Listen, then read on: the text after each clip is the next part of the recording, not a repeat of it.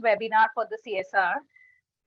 So today the topic we have chose that is for the evaluation of CSR and its applicability.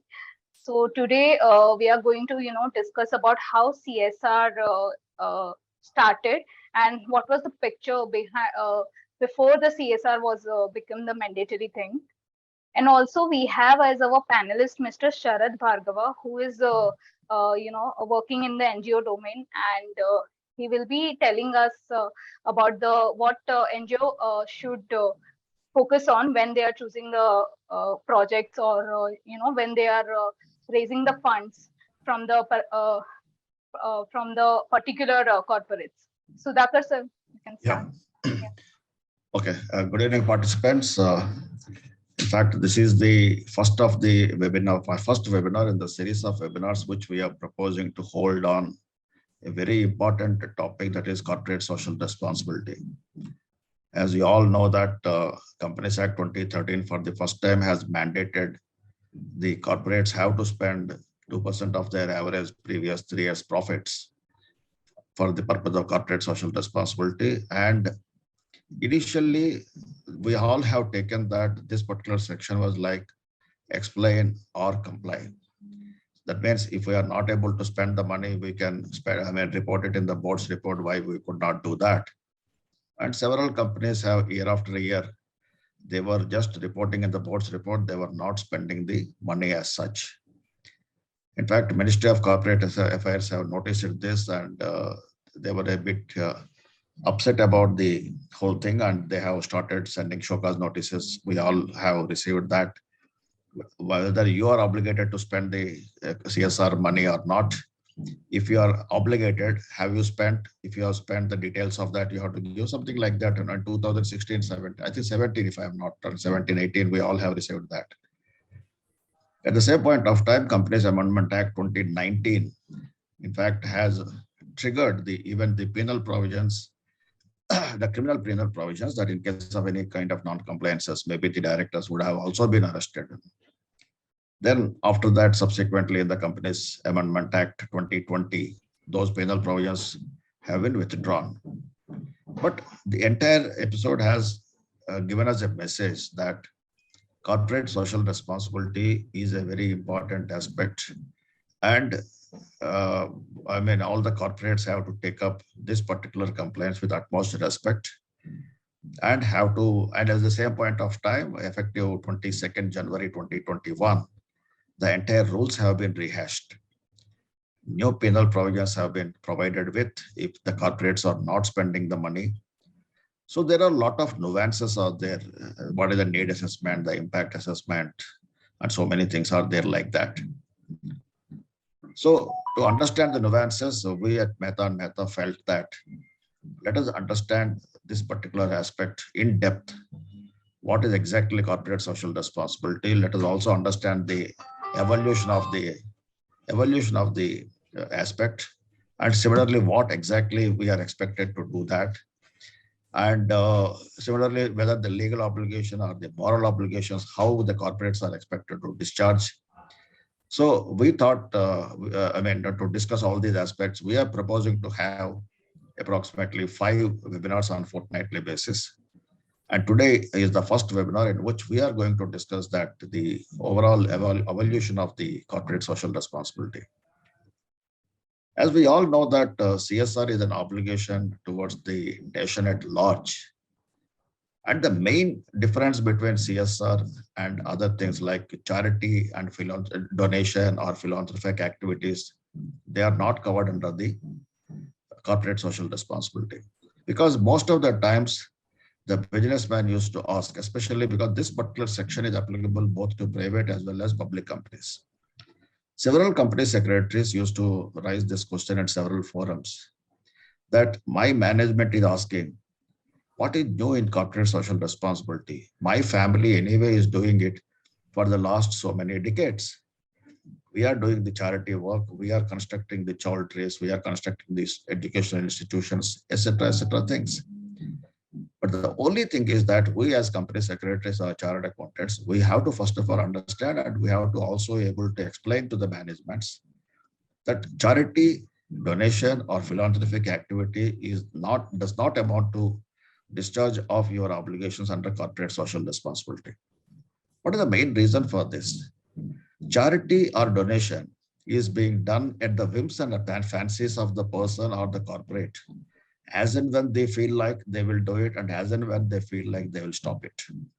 So there is no consistent or continuous approach as far as the charity and donations are concerned. They may be doing it, they may not be doing it. Similarly, where they are doing it, how they are doing it, why they are doing it, this is also a big question mark. And at the same point of time, who are they going to be the beneficiaries? We might have seen that several business communities, they had established several charitable activities, but these were restricted to particular communities. They were not to the public in general as such.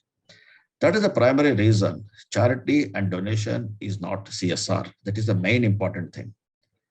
It is a legal responsibility on a company to address this socio-economic environment issues being faced by the nation. In fact, I don't know how many of you have heard when Mr. Sachin Pilot was proposing the company's Bill 2012, that point of time, he was talking about corporate social responsibility. He says that government of India is not expecting the revenue from this particular, this corporate social responsibility. What they want is that the corporates are to be involved. It is like a public-private partnership kind of thing for the social development of the nation as such. And the government also expects that businesses should not only be responsible, but they should also be seen that socially, economically, and environmentally they are responsible and they are discharging those responsibilities. And we also know that you all might have seen of late, it is not only the annual report, but integrated annual reports. The large listed companies are also coming up with integrated annual reports. What is the integrated annual report? So in the annual reports, majorly we talk about the financials and maybe board's report, corporate governance report, whatever the other reports are there, which are statutorily mandated. But integrated annual reports, it talks about other than financials, what exactly the corporates are doing it, especially towards the society. That is, we all know that ESG, environment, social and governance matrices. So you have to talk, the companies are nowadays being judged not only about the profitability or the turnovers, what they are achieving, but also how they are discharging their social responsibilities are concerned. So to discuss all these aspects and at the same point of time, Miss Dolly Thakker is there. She is going to make a presentation. And after that, we have two panelists to discuss about the intricacies of that.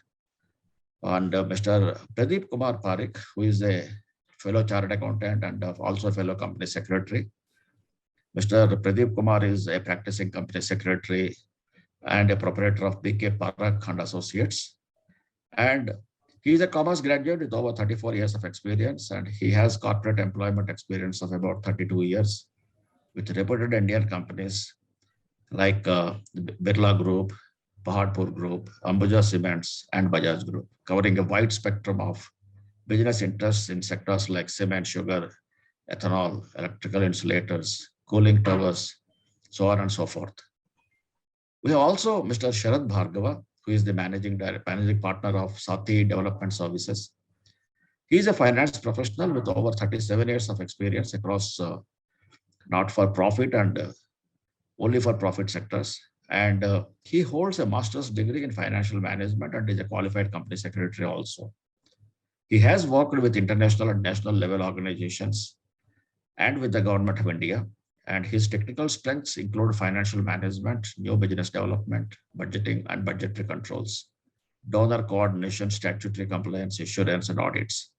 So Mr. Sharad Bhargava is going to also make a 10 minutes presentation about the NGOs, how they are, part and parcel of the corporate social responsibility, what kind of a role they play.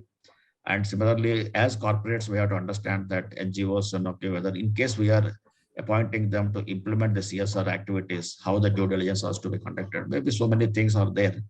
So we might discuss that. So to start with, I request Ms. Dolly Thakker to make her presentation, and after that we will have the panel discussion. Thank you very much.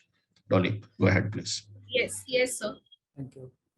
I hope this is. I'm sorry, in fact, Dolly Thakker, I have not introduced her because Dolly Thakker is a part of Mehta Mehta, the secretarial, and she is now trying to establish her specialization in the corporate social responsibility. A very youngster and very encouraging professional having high aspirations as far as this particular field is concerned. Let us all wish her all success, and at the same point of time, this is actually her brainchild to have these kind of webinars. And we thought, okay, let us go ahead with that. Yes, Dolly, floor is yours. Thank you very much. Yes, sir. Thank you. So to begin with, we will start with the evolution of CSR and its applicability. So we will just start with the concept of CSR. What CSR means? It means the giving back to the society. So CSR was generally understood in the way of giving the company achieves the their target and their profit, and in the terms of giving back to the society, they are trying to balance of economic, environmental, and social imperatives. That is a triple bottom line approach, while at the same time they are addressing the expectations of the stakeholder, consumers, government, shareholders. Companies not only consider the profitability and the growth, but also the interest of the society and the stakeholders, environment, consumers. As sir just mentioned, Sudhakar sir has just mentioned about the how CSR is different from the charity and philanthropic activities. So charity and philanthropic activities would be just once in a time when a person feels to do that. Okay, so in CSR, the corporates are expected to even see the impact assessment. Okay, if they are spending on some particular project of the CSR, they are supposed to see the impact of their spending, okay, for the project. So that is how the charity and the CSR is different. Coming to the CSR, it's a legal responsibility that casted upon the corporate body to address the socio-economic environmental issues that being faced by the nation. Dolly, there is a message that it is not audible. There is a message on the chat that it is not. Am I audible to everyone? Yeah, I think you are audible to that particular person only. You might not be audible unless until Mr. Pradeep, as far as you are concerned, is she audible? Yes, absolutely. Yeah. Then it might be one or two questions that they have to check their network issue. Okay, sure. Yeah, in fact, even in the chat box, also a lot of people are putting it as she's audible and clear voice. Yeah, there was one message, that's why I thought of just. Yeah. Okay. Okay, sir. So moving ahead, let's just understand the charitable and philanthropic activities. So it was many corporates, many person at individual level, they were also doing the CSR activities even before when it became the mandatory under the act. So it's in Indian traditions that have given the lot of importance to charitable and philanthropic activities. Different religion are giving the importance to do the dan and dharmada. Okay, so Tata and Birla, they were the two industrial houses who have taken up the charity and the philanthropic activities decades before the way before the CSR got introduced. However, this charity and philanthropic is not a CSR, as they may be a one-time activities. Whereas CSR, the corporates are expected to do every year whenever it is like applicable to them. And also they have to take it as a conscious decision while they are investing their, spend for the CSR activities, because they are supposed to look at the impact side also of their project and of their spending. So CSR is a long-term commitment, basically towards the society, environment, and altogether towards the nation. Now moving towards the need for the CSR, why there was a requirement for the CSR. So the corporates are explorers and extractors of the resources from the society. They survive in the society, they do the profit, they grow in the society. So they were expected to give it back to the society. So hence the concept of the CSR was innovated, and it got introduced in the Companies Act 2013. It was said by like Mr. Ratan Tata that the developing world has two options. First option is to sit back and react when problem arises. And the second option is to act as a conscious citizen and rise above our vested interest for the sake of future generations, so that the history does not records that we have deprived them of their livelihood. So basically here is trying to say that we have to make a conscious decision in terms of sustainable development for future generation. Hence, a company should have in its DNA a sense to work for the welfare of the community. Also, the business should not be responsible only, but they should also be seen as a, actively they are working for the society economically and environmentally, they are responsible. Also, the companies are no longer, being judged on the just basis of their financial metrics. Also, now they are being judged on their ESG metrics. As per section 166 of the Companies Act, the directors are, supposed to requiring them to promote the objects of the company for the benefits of its member as a whole, and in the interest of the in the best interest of the company, its employees, stakeholders, the community, and for the protection of the environment. Sudhakar sir, would you like to give your inputs on this, why there was a need for CSR? You go ahead as of now, Dolly, that we have already, I have in my initial this thing, I mentioned it. Okay. And then that when we are having the panel discussion, that point of time, we will more elaborate on this particular aspect. Okay, sir. Yeah. So moving ahead, let's look at the history of the CSR. The Vedic philosophy, that Sarva Loka Hitam, that is the well-being of all the stakeholders, has regained again its importance in the terms of CSR, which is the compliance should be done by the corporates. The concept has evolved over the years and now used as a strategy for the corporates to utilize some portion of their profit in terms of the CSR activity. Previously, there was a religion tradition of Dan and Seva, which were operated in India, helping to shape the relation between the privileged and the deprived. So in the religious traditions also, we had the concept to make the balance in the society of the middle class level and at top level and the poor people.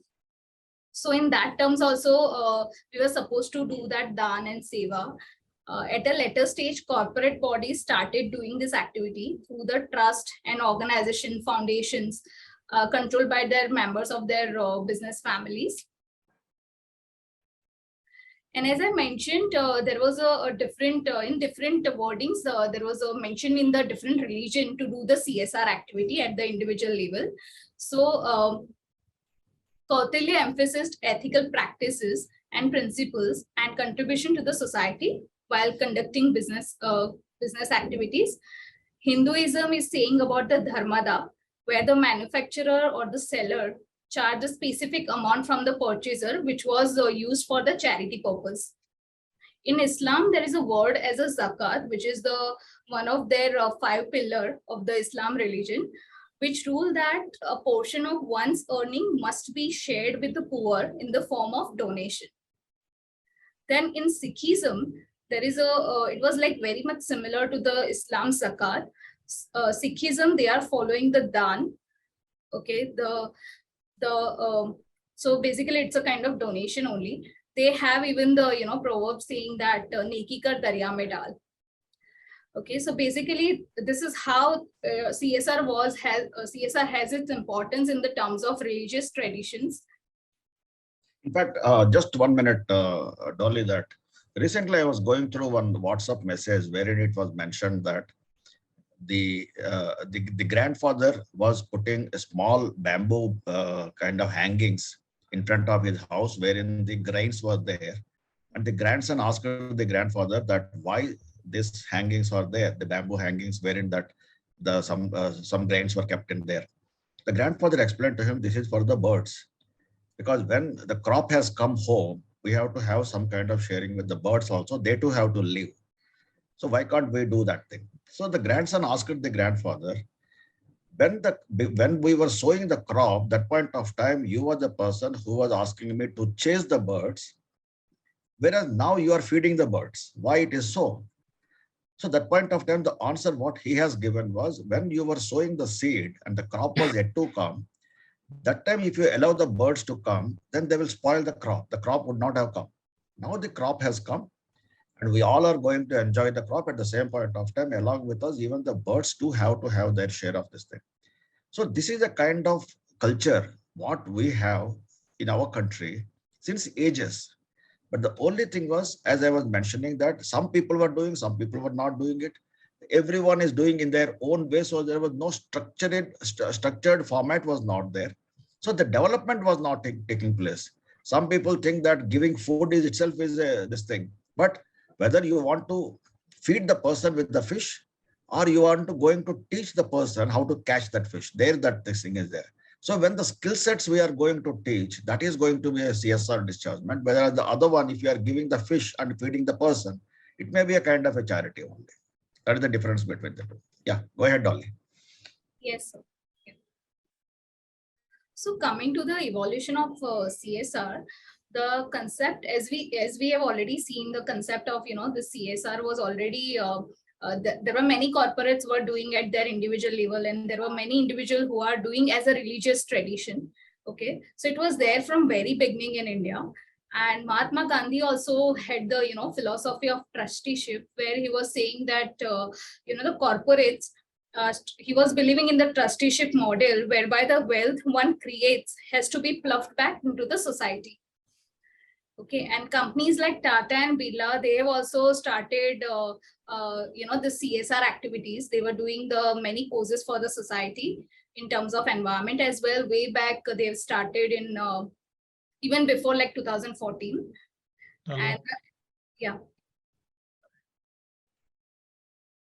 So the avid interest in the community welfare among the Tata group dates back to the 1860s, when the company was founded by the Jamshedji Tata, and he used to grant the scholarship for further studies abroad in 1892. Also, he also supported Gandhiji's campaign for racial equality in the South Africa.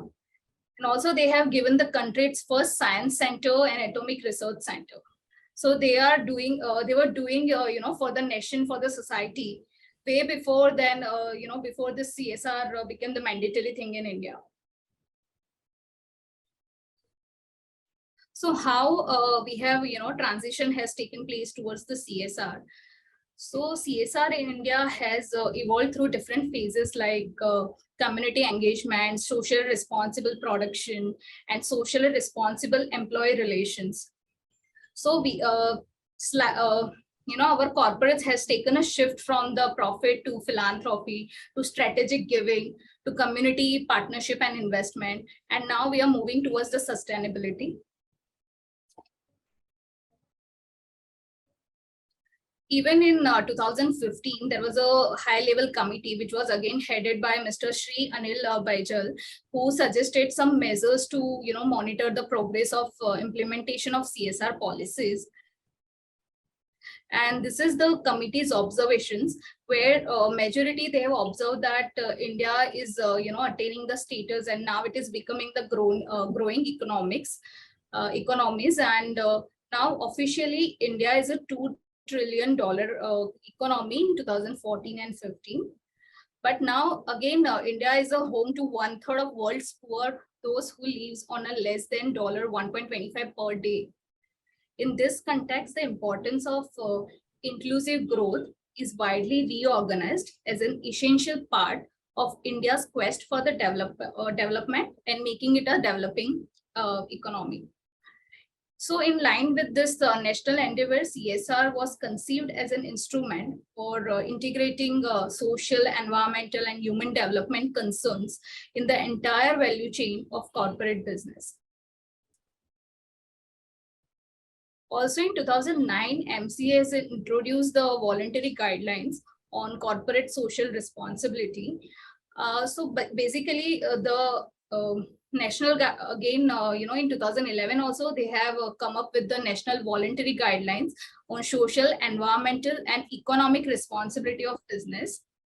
So basically, these are the set of 9 principles that offer Indian businesses an understanding and approach to inculcate responsible business conduct. These guidelines are not prescriptive in nature, but seek to advise Indian businesses to take into account Indian social and business realities and global trends, while also promoting their businesses.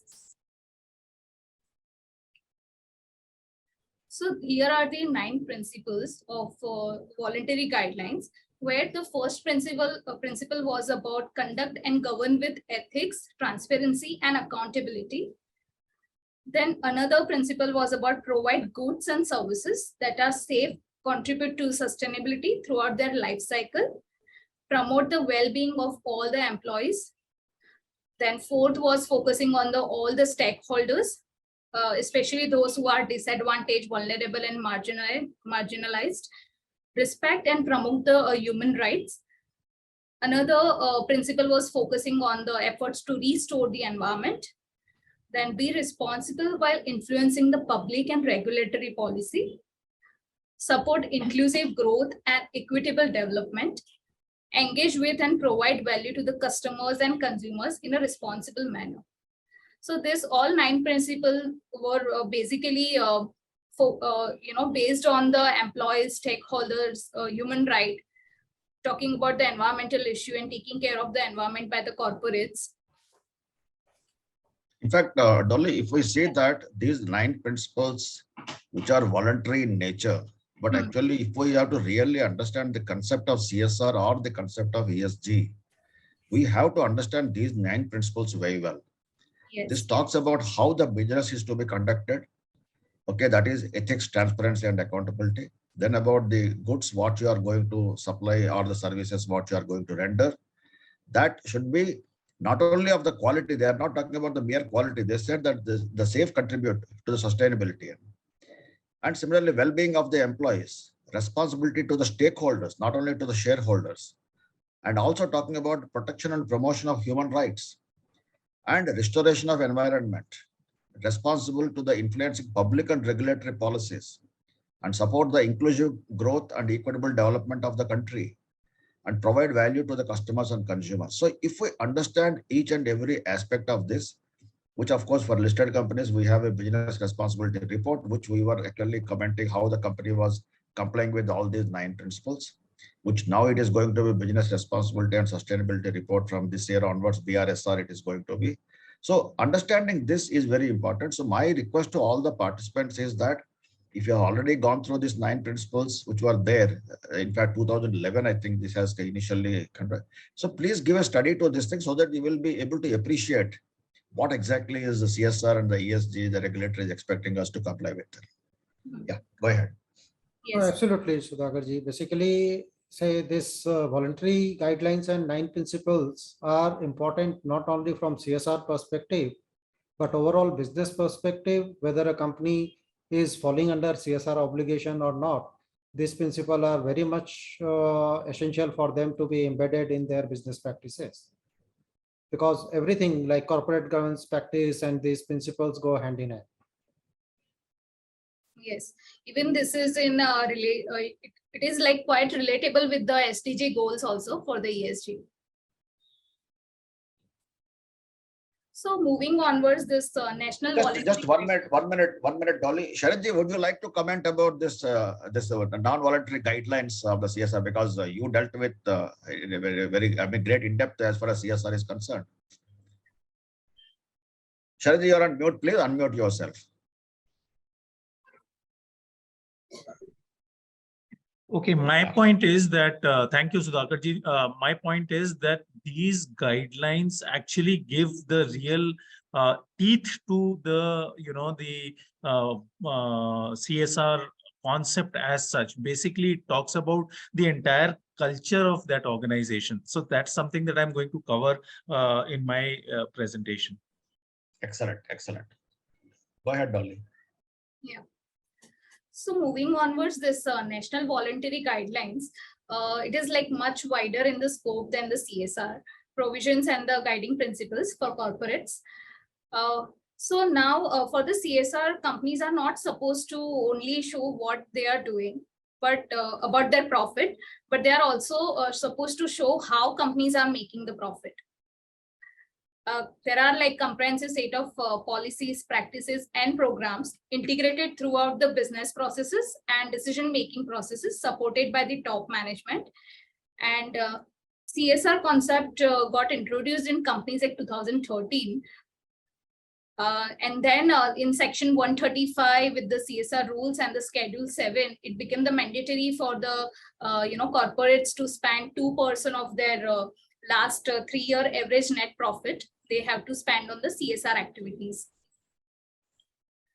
And also corporates are expected to conduct their business in a socially responsible and environmentally sustainable manner.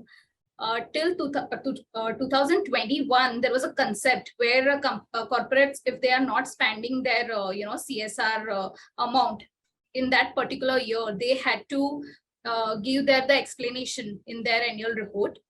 Either there was a concept of comply or explain. Actually, it was not so. It was never the intention of the regulator or the government as such that it is to comply or explain. But since the clarity was not there in the section, most of us have interpreted that either I may comply with, if I am not able to comply with, I will explain it in my board's report. So every one of us taken as if it is our birthright and started doing that. Whereas it was never the intention of the government, because in one of the meetings with the Joint Secretary of MCA, he has clearly mentioned it was never our intention. Yeah, go ahead. Yes. So this is the data from the National CSR portal. So these are the list of the top 10 states which are in India, which are doing the majority of CSR spending. And this is the list of the top 10 companies. Coming to Reliance, they are they are doing their CSR spending on the sustainable development, education and skills development, community healthcare. Coming to the companies, HDFC Bank Limited, they are spending on their rural development activities, financial literacy, and the inclusion. Coming to the ITC Limited, they are spending on the promoting nutrition and healthcare, green cover promotion, soil and moisture conservation, and water resources development. So all these activities are falls under the Schedule 7. So all these companies, they are trying. They are also looking at the impact assessment. Also, they are looking at the different projects and the requirement before they are spending on the CSR. Moving onwards, as we have seen how the CSR started in India, let's have a look at how CSR globally is applicable. So first of all, there is no mandatory requirement of spending towards CSR globally, but they have the reporting requirement. Also in some of the countries also they have the mandatory reporting requirement.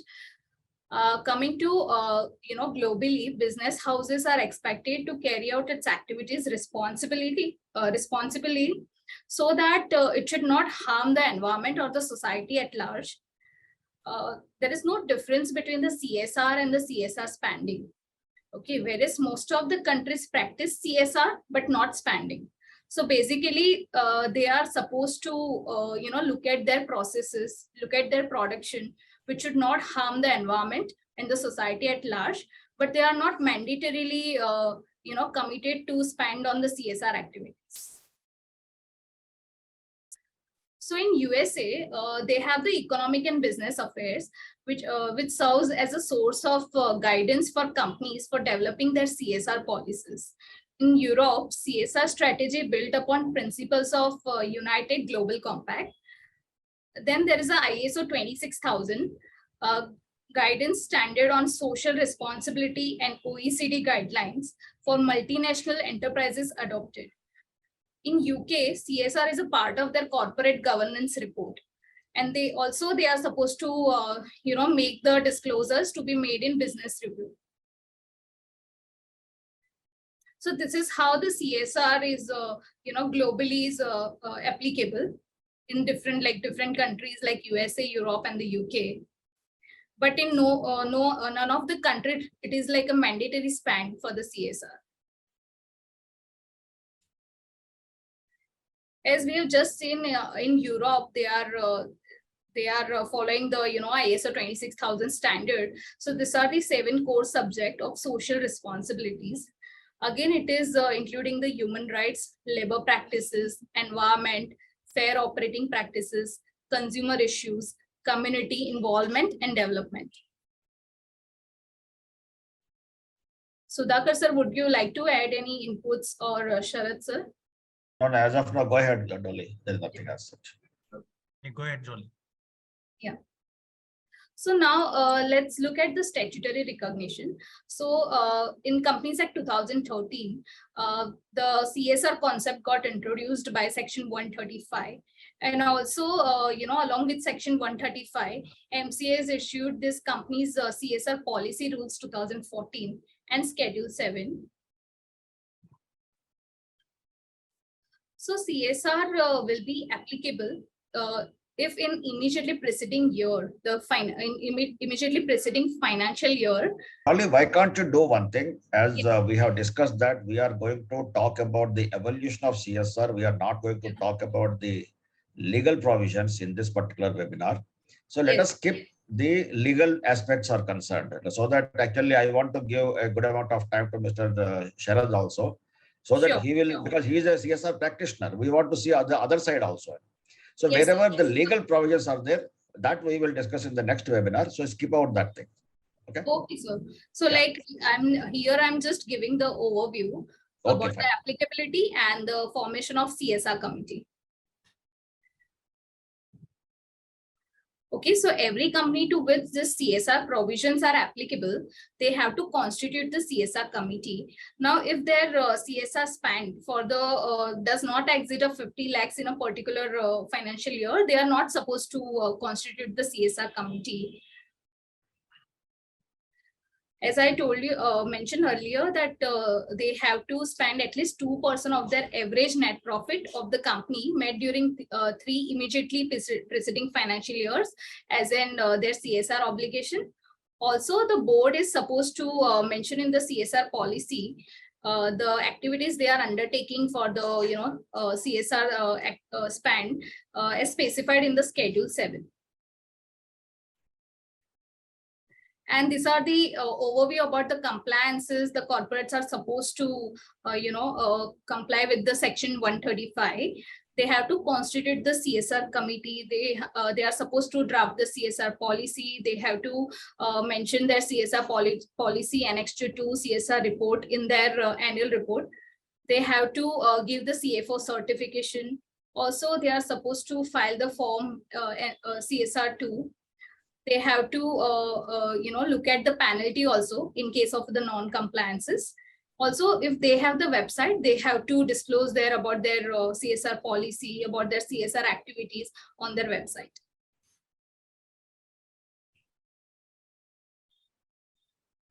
So here we are just, I will just take you through this role and responsibilities of BODs, CFO, CS, CSR committee. So coming to the board of directors, they are responsible and, to oversee the governance culture and the management of the CSR. They are supposed to have the look at the CSR policy and proper utilization of the CSR funds. They have to, the governance structure should ensure that the reasonable financial and growth targets are set, achieved, and risk is properly managed. Also, they are supposed to, they are supposed to look after the proper CSR spend and the utilization of the CSR spend, and also on the impact assessment report. Coming to the role and responsibilities of the CSR committee. So as per Section 135, they have to formulate the CSR committee, and CSR committee has to formulate and recommend to the board a CSR policy which shall indicate the activities which should be undertaken by the companies as per the Schedule 7. And also they have to recommend the amount of expenditure incurred on activities recommended by the committee. They also have to monitor the CSR policy from time to time just to make sure that, you know, proper utilization of the CSR fund. Coming to the role and responsibilities of the company secretary. So company secretary, he's being a vital link between the stakeholders and the board of directors. He's supposed to, he's playing a crucial role, and he's supposed to execute and monitor the implementation of the CSR compliances.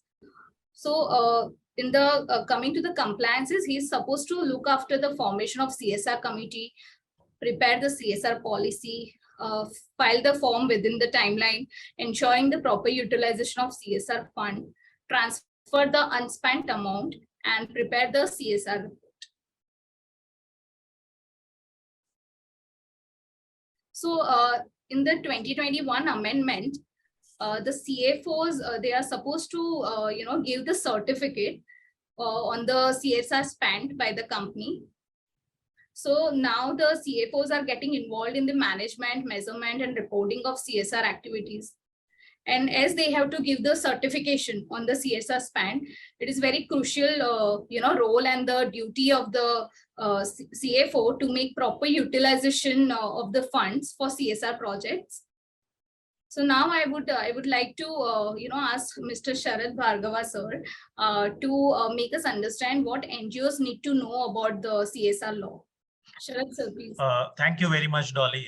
So let me just go straight into this topic on why are we talking about the CSR law from the other side? The other side, for the benefit of the members of the fraternity, of which I am also a member, but more more in terms of my professional career on the other side. That's the demand side for CSR funds. Now, why we need to know about this is essentially because there is a definite lack of connect between the two sides. The supplier of CSR funds, of course, are corporates, while the demand for CSR funds are implementing agencies, as we call them in the CSR policy jargon. So what we need to also see is, and I've seen that happening time and again, over and over again, despite the fact that the demand side players seem to be have very little education about CSR, and that's where probably a lot of tension also comes in terms of expectations not matching. What is it that they need to do? What is it that we need to do? And also a commonality in terms of understanding of each other's position. Now, not-for-profit organizations. So we know that the total resources that are available in terms of CSR spend is about 25,000 plus crores in this country as far as CSR is concerned. And as Dolly showed in one of the slides, the allocation of that fund. But what is very important is that besides the companies themselves or their own agencies, there are a large number of implementing agencies in this country who are also implementing CSR projects. Now, we need to understand the nuances from their point of view also, so that, they are in a better position to do justice. They are actually, in a certain sense, while the final consumers of CSR money is the beneficiaries, they are in a sense an intermediary in this entire process. And unless as intermediaries to the final consumption of funds, they are probably able to not only understand, but also do justice in terms of a common sharing of, basically this is a common sharing in terms of, the effort that corporates and NGOs are going to make. So I would refer the implementing agencies more to NGOs, the ones who are supposed to be independent agencies, but mandated under the Act to undertake CSR projects. Now, what we are trying to do with NGOs is to educate them on CSR. A large number of NGOs come back to us and say, well, why do we need to know about CSR? Because that's applicable to the corporates. Now, we have to make them understand that the CSR law is equally your responsibility. It's a 50-50 game in a certain sense between the corporates and the NGOs. And unless there is that understanding, there will never be a level playing field for both of them. And ultimately, ultimately what it does is it doesn't bring about the optimal results that we expect from the CSR spend. So the idea here is to probably also get this piece, the implementing agency piece, which is societies, Section 8 companies or trusts which are set up as charitable institutions, to basically also be dovetailed into this entire process of CSR. That is what the exact intention is, because a large number of implementing agencies, being very small and medium, who do not know how to access funds, keep running here and there and struggling. What we are trying to tell them is, how do you know what is happening to CSR on your desk, rather than, the fact that in the recent past, in 2021, a lot of visibility related efforts have been made by government, and that visibility is also showing up. Can we ask these organizations who are otherwise strapped for funds to also work on their desk more intelligently, and can corporates handhold them in a certain sense, so that finally what really happens is that we are able to get a win-win situation and for both of us. And that's the small piece that I want to bring in right now. We can have that in more brief details. Next slide. So what NGOs or implementing agencies, next slide, need to know is, one slide back, Dolly. What need to know is essentially what is provided in the in section 135 in the policy rules and in, schedule 7.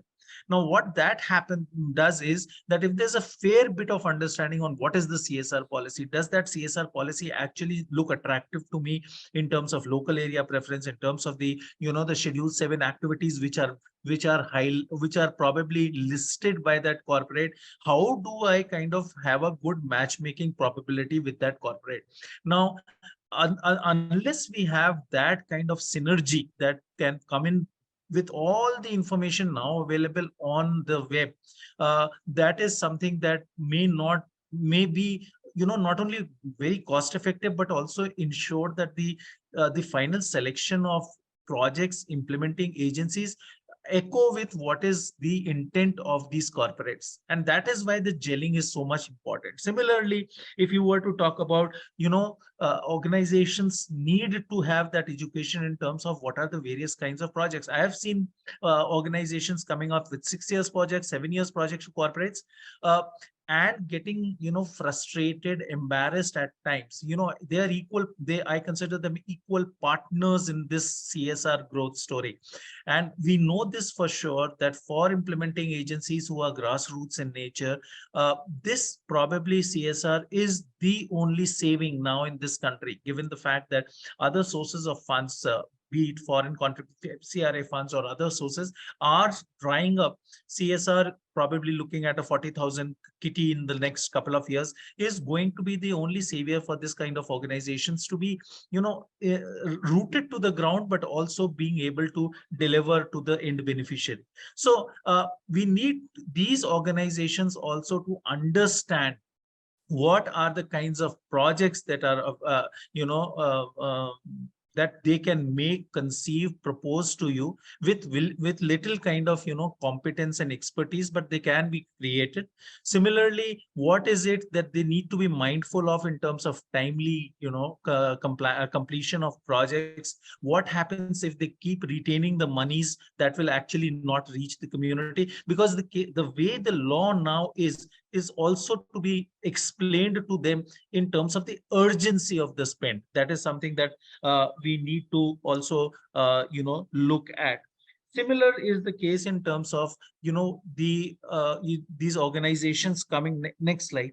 These organizations coming to what is it that they eligible as implementing agencies. A large number of organizations might not have 3 years of track record, and they still would go to corporates without knowing whether they are eligible or not. A lot of them might not even know about CSR1. So what we are trying to also, I'm trying to tell you is that these organizations also need to be kind of educated on the demand side for funds. And that's very, very important, because that reduces a lot of misunderstanding, a lot of friction, a lot of kind of, frustration on both sides. Actually, that calls for that happens as far as CSR funding is concerned. Now, the concept of admin overhead. A large number of these organizations come back to me and say, well, the corporates are talking about admin overhead as part of our grant budget. What do we need to do? Now, unless there is a lot of, clarity in terms of understanding on both sides, I am not saying that the NGOs themselves, at a large number of times, probably we as corporate professionals might also lose sight of the way the law needs to be kind of negotiated with these NGOs. Okay, I'm not saying that we need to err on the wrong side of law, but how this law has to be kind of also fine-tuned to the way these organizations performs. Similarly, these organizations need to be also told that the screws are getting tightened in terms of reporting, in terms of accuracy, in terms of annual action plans, in terms of the board report, and in terms of the CSR report, which is also becoming very important. Now, if this kind of an education is given to these organizations, they will know the rationale for the corporates asking for so much of this information time and again. And probably we might also have to see whether we can give them some extra leeway in terms of resources to ensure that this kind of reporting can be taken care of, rather than having a very cash strapped budget where probably they find it very difficult to honor these expectations of the corporates. Next slide. Similar is the case in things like what do corporates do if they themselves have created capital assets? Can these organizations look at capital assets in terms of an opportunity, not only in terms of seeding themselves in the community with the capital assets, but also looking at programs? So understanding all that, why is there such a lot of requirement on the financial part, and why accuracy on financial reporting is required? Because again, as Dolly said, well, the CSR utilization certificate has to be signed off by the CFO. So no amount of nothing tends to be left untouched in terms of ensuring that the compliances are completely in order. So also is the case related to impact assessment. Now, a large number of organizations do not know that there's a gestation of 12 months between the closure of a project and the actual impact assessment. Now, and then that there is a situation where the work hasn't been done to that extent, but I think we need to give them an understanding in terms of where the background from where the corporates are coming in terms of measurement. What are the measurement matrices? So I'm also saying that this would ensure that the not-for-profit organizations also tighten their boots. I mean, I'm not saying all is good in these organizations. Next slide. So next slide. So other thing is, in terms of what is it that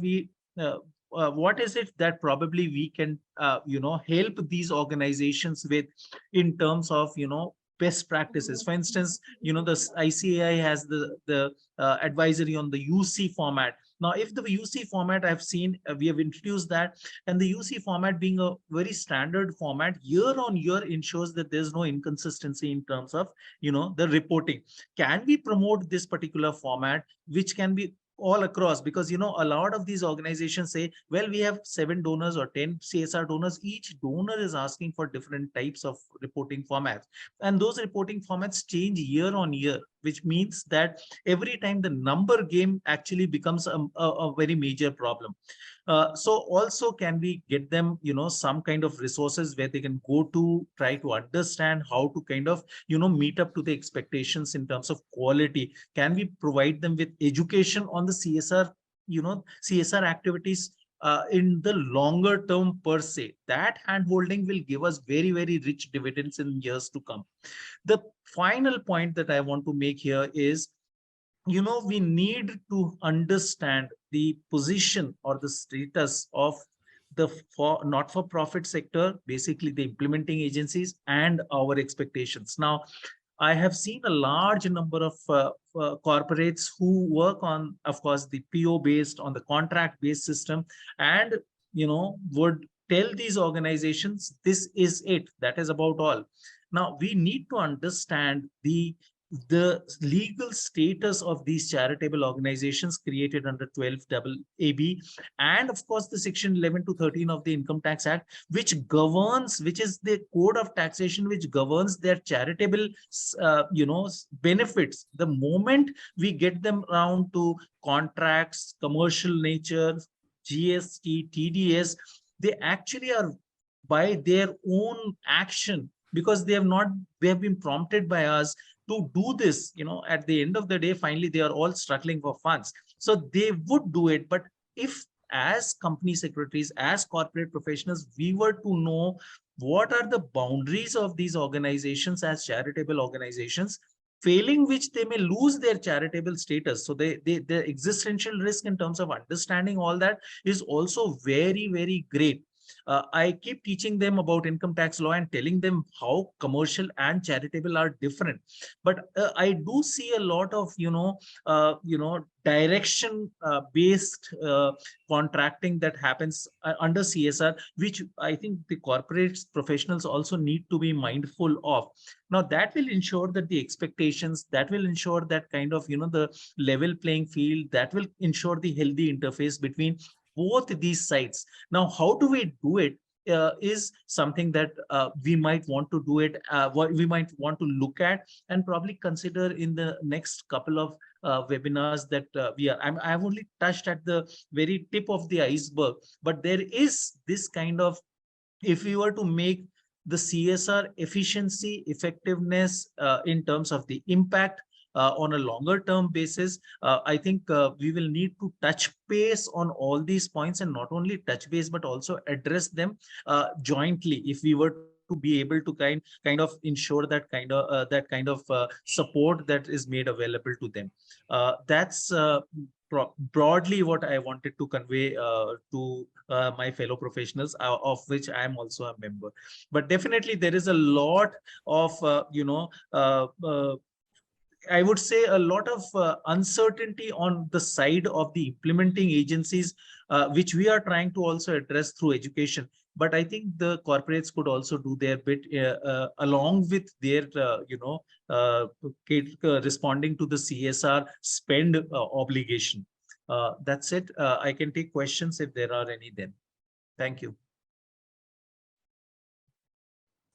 Thanks very much, Sharadji. That in fact, I liked our approach that it is a 50-50% partnership between the corporates and the implementing agencies. The corporates have to discharge their CSR obligations, and those obligations may be discharged directly by themselves or by any implementing agency, which they may incorporate through, or alternately, depending upon the outside agencies. Yeah. So there are several questions normally it comes to that, which we will discuss maybe in this webinar or in the forthcoming webinars, about how to select the implementing agency. When we are selecting the implementing agency, what kind of a due diligence we have to conduct. Once we take the suppose implementing agency, they may be an NGO, they may be a registered trust or a society. How to do the hand holding? They will do the hand holding of the corporates, or the corporates have to do the hand holding of the implementing agency. So they have to go, according to me, hand in hand, no doubt about it. But having said that, several times these questions comes about because the smaller companies, which they have to discharge the corporate social responsibilities, they cannot do it directly. They have to depend upon the implementing agencies. So we will understand that how to select and how to go about that, all those things. And before I invite Mr. Pradeep Parakh about the, in fact, I request him especially that what kind of scope is there for company secretaries, if they are in employment, if they are in practice, how CSR is, how important CSR is going to be, how seriously the professionals have to take. According to me, this is a niche area as far as the practice is concerned for the company secretaries. So, Mr. Pradeep, now I invite you that maybe about in 10 minutes, if you can just deal with the subject, especially the question what I have posed to you, if you can just focus upon that. Thanks.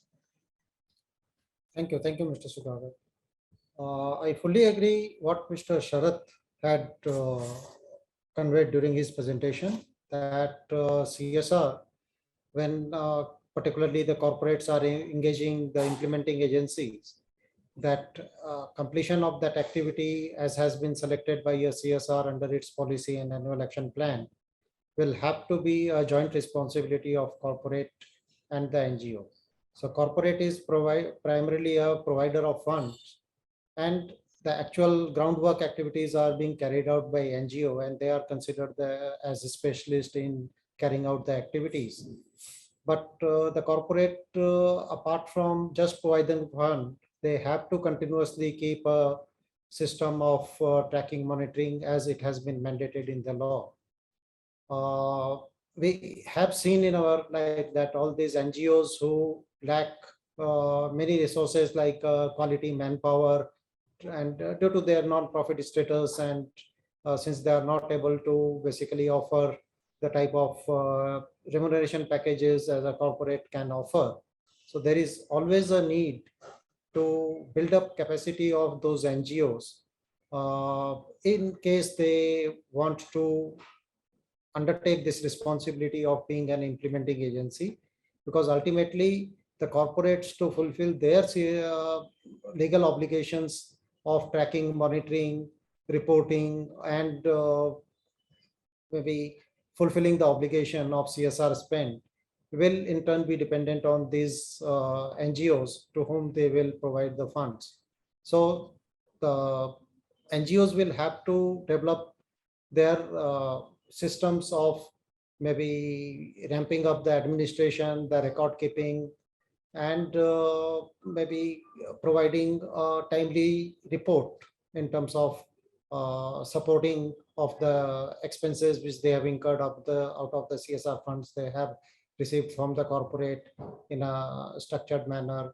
Ultimately, those things will have to be used by corporate for their CSR2 reporting, and as well as in reporting annually in the director's report.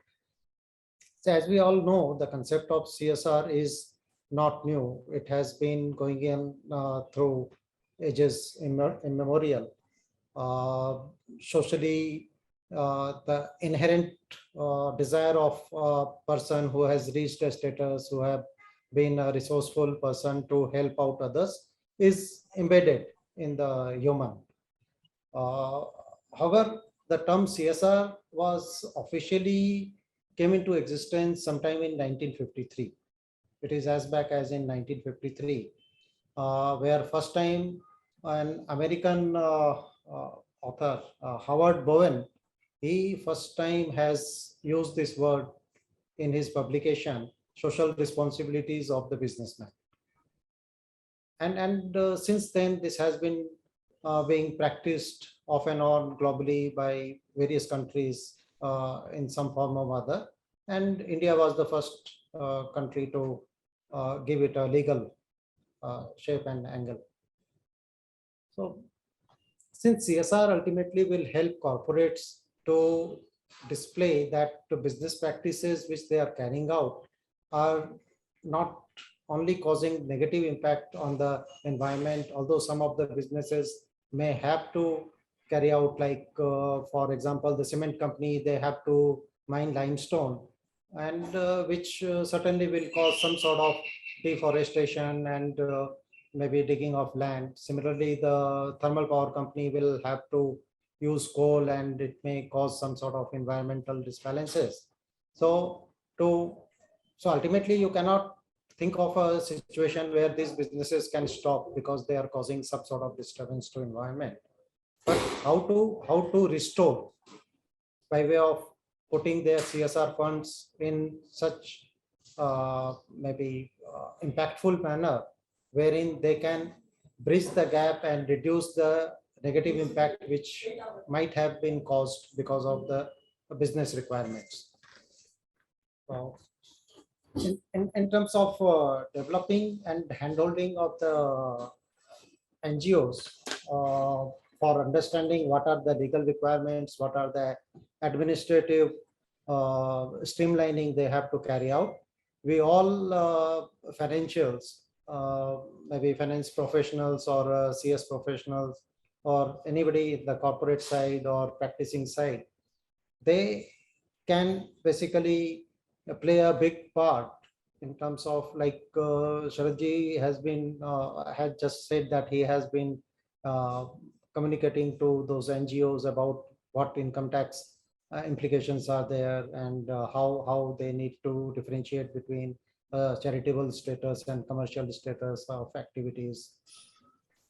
Recently, under the Income Tax Act, for donation, that new form which was introduced last year, Form 10BD and 10B, maybe many of the NGOs will not have a knowledge that such type of amendment has been incorporated, and they would just give the ATG receipt the way they have been giving historically.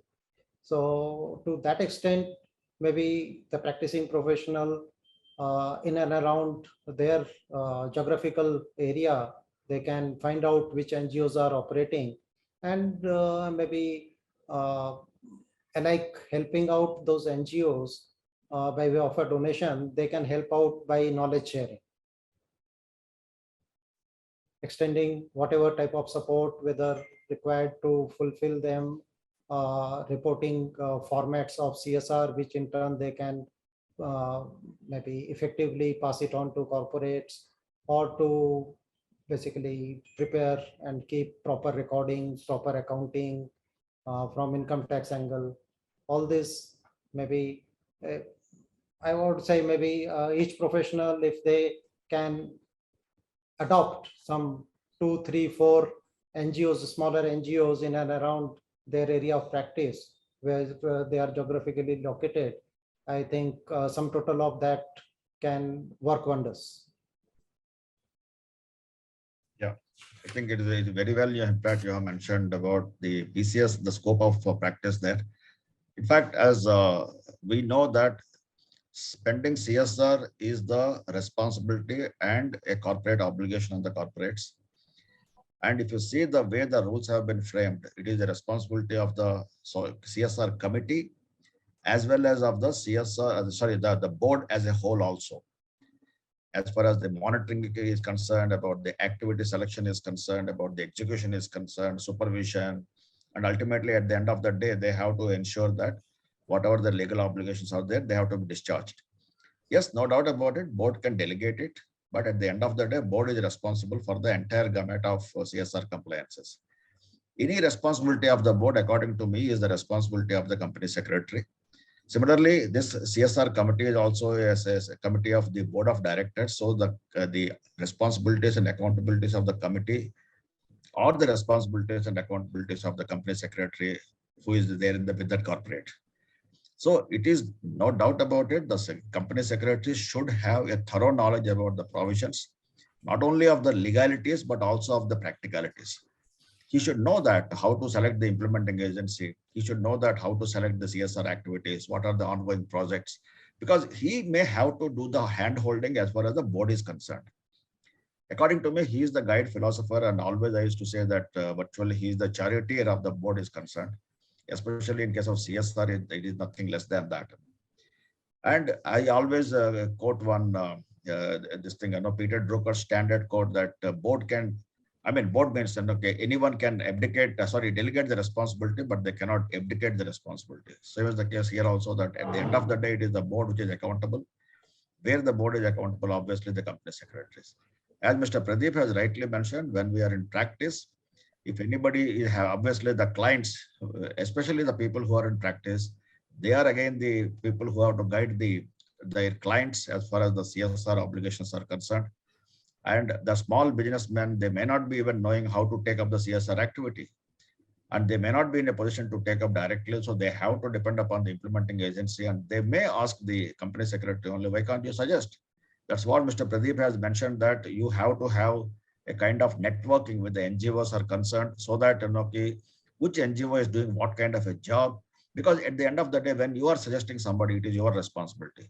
So you should know that what is their expertise, what their skill sets are concerned. Similarly, their integrity is concerned. There are several things are concerned, which we will discuss in the forthcoming webinars. How to select the implementing agency, that is a great responsibility which the company is having that. Now, as for the time being, what I'm going to do is that let us have some questions, but please don't ask any questions as far as the provisions are concerned, legalities are concerned, because that we will be discussing in the forthcoming webinars. So far, whatever we have discussed, the overall at a macro level, if anyone is having any kind of questions, please take the name of the panelist and you may put your question directly to them. Thank you. Sudhakar there are two questions which I have already picked up from the chat box. Okay, Maybe please I go will ahead. start by answering those questions and then we can Yeah. invite more questions. Yes, yes, please. There is a question mentioned by Mr. Parvej Vasaya that what documents are required to be maintained by company. Mr. Parvej, primarily there are no stipulated document prescribed under the law for some records to be specifically maintained. Ultimately, as you know, CSR is first calculating your obligations, which can be calculated out of your profit, and there is a formula which is available. So you need to keep proper working in your record on the obligation side, that this is your CSR spend obligation. And then you have to utilize that amount, and the utilization will have to be in accordance with the sectors specified under section 135. If you are doing it through yourself, you need to properly keep a classified record of all the money spent, so that some total of that can be assimilated and reported in the director's report and CSR2 report. And on other side, if you are using implementing agencies, you need to continuously keep a track of procuring all the proper reports, underlying documents of spent amount spent by NGOs and maintained at the corporate end, because ultimately it is corporate responsibility under the Companies Act to satisfy satisfy the regulator that they have fulfilled their obligation. So yeah, these Pradeep, are I in just my wanted view. to well, I just wanted to add something that when it is through implementing agencies, all documents in terms of validation, in terms of their CSR1, in terms of, their necessary approvals and their financials, all that is in place so that, you ensure that there is on the institutional side of that particular implementing agency, nothing which is, which is an alarm bell for that, for the corporate, because that becomes sometimes a very, very sticky point.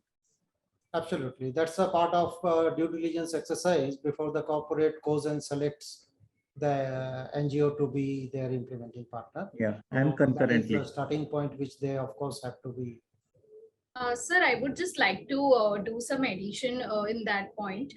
Even to some corporates, impact assessment is not applicable, but it's always a good practice if they can get any certificate from NGO or implementing agency for the proper utilization of their CSR funding.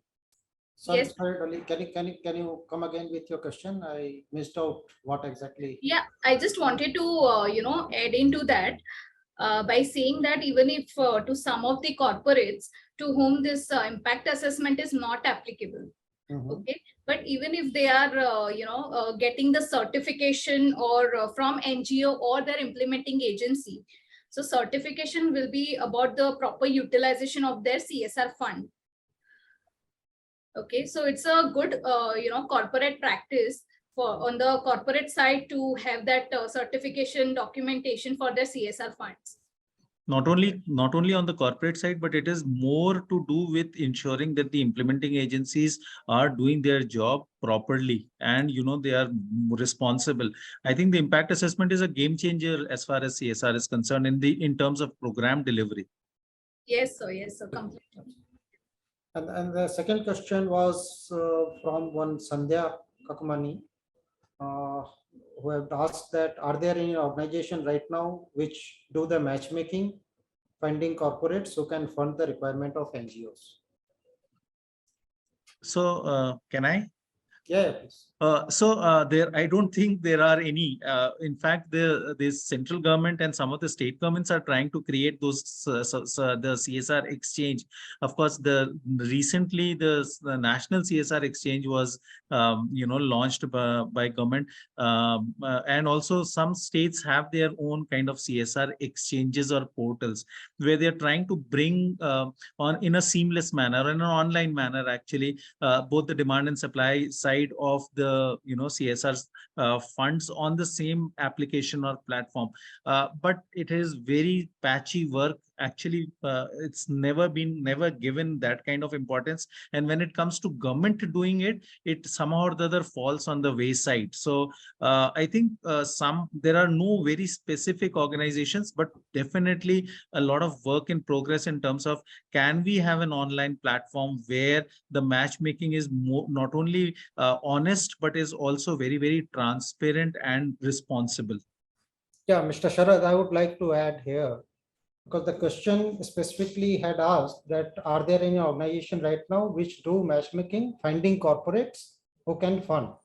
So finding corporates who can fund can be ascertained out of their CSR policies, which are mandatory required to be kept online.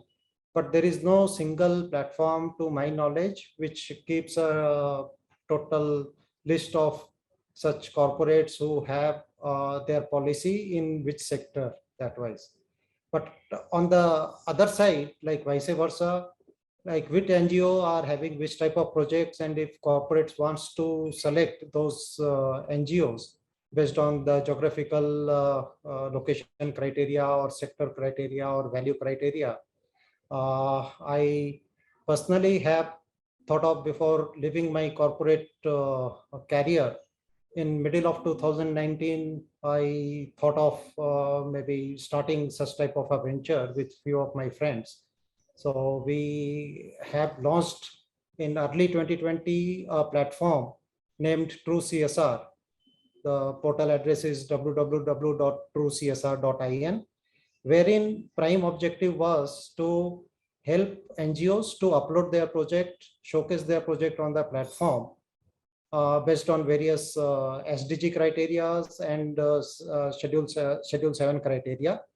And now that portal is available for corporates to select whether any of the NGOs who fulfills the criteria of CSR 12A TG registrations, as well as their sector preferences and geographical location preferences. And they can then reach out to those corporates through this platform. So on the other side, we have already started. Yeah. Pradeep, I would like to add one thing, that about as far as the matchmaking is concerned, and as you have rightly mentioned, that it is the PCS who can be the matchmaker, according to me. Absolutely. Because he is the person actually that's how who have to have. I when thought of maybe taking a plunge into entrepreneurship after around 32 years of a corporate. I was very fascinated by this and thought of, and being today's time of a digitalized work, rather than going out physically where the reach will be limited, I thought of maybe developing this type of a portal, which today is up and running. And we are in the process of revamping by incorporating whatever the latest changes under the law which have come in last 2 years. And Sharadji, in fact, from the implementing agency side also, suppose if they want to know that which are the corporates spending for which particular purpose, as we know that every corporate having a website, they have to put their CSR projects also on the website of the company. Apart from the constitution of the committee and the amount what they have to spend, they have to also put the CSR projects what they are undertaking. They don't need to give the details, but they have to give the project's name. So the NGOs may be keeping a track of the board's report wherever it is there and all. So maybe that is one of the things. And of course, listed companies' balance sheets are publicly available with you. And as far as the closely held things are concerned, one has to go to the ROC's website and MCS website, and they have to go for inspection and all. No, so sources are available. It is not like their sources are not available. No, in addition to what you said, now based on this latest requirement of annual action plan, the corporates have to put up their policy and annual action plan, which will give an idea of what sectors they had intended to spend their CSR obligation. Yeah. No, Sudhakarji, I completely agree with you. And I want to tell you that the bigger corporates, especially the PSUs, are very, very proactive in terms of the visibility part. But the NGOs have to be taught that they themselves cannot go to all these resources that are available. They have to be taken to those resources and told what does it mean. Now I've been teaching them on the desk, can you see the CSR policy? Can you identify your objects with the CSR policy activities that are mandated? Do you look at yourself as a local area preference vendor, organization? What do you do as far as annual action plans, which are uploaded in some cases, but it's still work in progress. The smaller corporates are still not upbeat in terms of all that information, but that's what I say, sitting on your desk, can you identify a project and then go there? That is something that is very much possible for these implementing agencies, but that kind of a direction has to be provided. Yeah, I agree with you.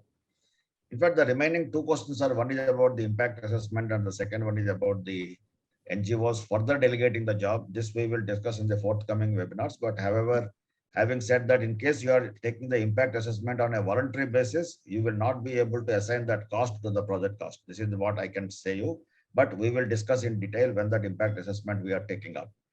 And as far as the NGOs, whether they can subdelegate this to again further it is and all, that depends upon the kind of brief what they are being given. That again, same thing when we are selecting the implementing agency at that point of time, whether they can subdelegate it or not, we will discuss that. I think, okay, let us, in fact, one of the things what we have decided was that we will stick to the timings, and 1.5 hours only we allocate this particular webinars. So we started at 5 o'clock and by 6:30 latest, we should close the webinar unless until there is any, we have 5 more minutes. If any question is there, it is okay. Otherwise, Dolly, I request you to kindly wind up the session. Thank you very much. Yes, sir. So if any more questions are there, please put up in the chat box. So we can just take up your questions. So by the time I would like to, talk about the topic individual social responsibility. So what I mean by individual social responsibility is, at individual level, we can make a small contribution to the society in any form, saving the natural resources, helping the, needy people, to doing the charity and much more thing. So if we are expecting the corporates to be socially responsible, they can, do that at a full level when we are at individual level, because we are playing a multiple roles. We are the consumers, we are the investors, somewhere we are the stakeholders. So while we are playing the multiple, roles, if we will be socially, responsible at our individual level, it will be easy for corporates also to comply with their, requirement towards the, fulfillment of the CSR. So at individual level, we can, at least we can do that thing when we want to do anything for the self-interest. We always have to consider that, okay, it is not harming anyone. Or, we have to make sure that no action of theirs impact the environment in a negative manner. Okay, and all individuals must avoid engaging in socially harmful activities. So basically the ISR is a concept which is again very much similar with the CSR, but ISR is at the individual level where we are expecting corporates to be a socially responsible. We have to start that with, with ourselves first, to be a socially responsible and more sensible towards the environment and the society. Great. Dolly, since there are no more questions, you have wind up the session, and at the same point of time in the next flyer, you may also invite the questions beforehand. Yeah. So that we will be dealt with those things aptly. And Sure. we have also received some appreciation messages, and thanks very much for your appreciation. Please do keep attending the webinars and get benefited and give us the benefit also. Thank you very much. Thank you so much, everyone. Thank you so much, all the participants. I would like to, conclude this webinar on the wishing everyone in advance Happy Republic Day, and hope we become more sensible and more responsible towards the environment and society, and we do good for our nation. Thank you, everyone. Thank you. Thank you, Mr. Pradeep and Sharadji, that Thank taking you, your Sudhakar. time Thank and you, Dolly, coming on this for webinar. providing this opportunity to interact and share an area of maybe I carry a lot of passion towards this area. Thank you so Same much. here, same Thanks here. very And much. Thanks very much. And I am looking at, how do we dovetail the efforts so that the end result is more than what is happening today. Thank you. Yeah. Thank you all the panelists for giving your very much valuable inputs. Thank you so much. No, I do consider that helping out through material means like donations or anything, the knowledge sharing is also one of the means by which you can contribute to the society and well-being of the people. Yes, sir, definitely. Yes. Thank you. Thank you so much. Thank you. Thank you very much. Everyone. Thank you. Thank you.